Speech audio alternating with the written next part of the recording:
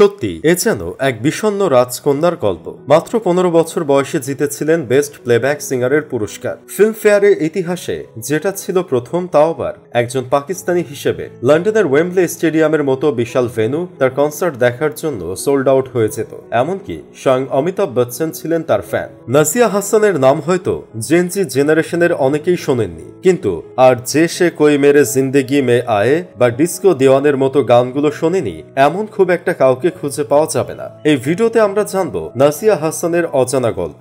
নাজিয়া হাসানের জন্ম হয়েছিল পাকিস্তানের করাচি শহরে। তার বাবা ছিলেন বেশ ধনী বিজনেসম্যান, তাই তিনি বড় হয়েছিলেন লন্ডনের অভিজাত পরিবেশে। আর তার ভাই জোহেব হাসানও একজন নামকরা আধুনিক শিল্পী। তারা আসলে জুটির মতো করে স্টেজে পারফর্ম করতেন। এমনকি একটা সময় আমাদের বিটিভিতেও তাদের জনপ্রিয় দোস্তি গানটি প্রায় কিন্তু দেখা যেত। ছোটবেলা থেকেই নাজিয়া পড়াশোনায় বেশ ভালো ছিলেন। ফ্যানদের অনেকেই জানেন না, তিনি কিন্তু লন্ডন ইউনিভার্সিটি থেকে আইন বিষয়ে ডিগ্রি নিয়েছিলেন। এরপর ইউনাইটেড নেশনস সিকিউরিটি কাউন্সিলে তিনি বেশ কিছুদিন চাকরিও করেছিলেন। নাজিয়া হাসানকে বলা হতো সাউথ এশিয়ার কুইন অফ পপ। অবিশ্বাস্য হলেও সত্যি, মাত্র 16 বছর বয়সে নাজিয়া হাসানের অ্যালবাম 14টা দেশে বিলবোর্ড চার্টের নাম্বার 1-এ ছিল। উর্দুতে গান গাইলেও তার গান রাশিয়া বা ওয়েস্ট ইন্ডিজের মতো দেশেও তুমুল জনপ্রিয় ছিল। তার থার্ড অ্যালবাম ইয়াং তারাং থেকেই বানানো হয় পাকিস্তানের প্রথম মিউজিক ভিডিও, যেটা পরে সুপারহিট হয়েছিল।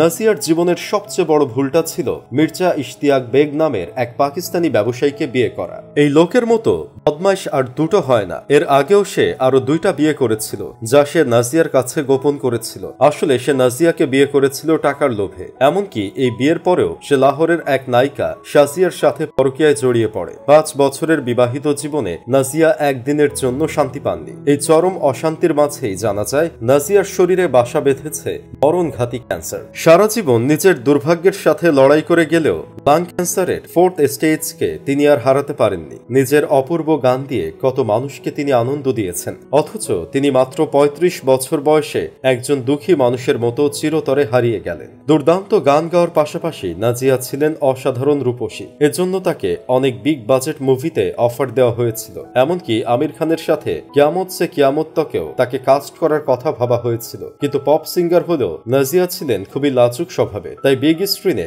রোম্যান্স করার কথা তিনি ভাবতেই পারতেন না। নিজের জীবনটা খুব কষ্টের ছিল বলেই হয়তো অন্যদের দুঃখ কষ্ট তাকে ছুঁয়ে যেত। তাই এই ছোট্ট জীবনেও তিনি অনেক ধরনের চ্যারিটি কাজে জড়িত ছিলেন। মানব সেবায় অসাধারণ অবদান রাখার জন্য ইউনিসেফ তাকে গুড উইল অ্যাম্বাসেডর হিসেবেও নিয়োজিত করেছিল। 2018 সালে গুগল তাদের ডুডল চেঞ্জ করেছিল নাজিয়া হাসানের স্মৃতিতে।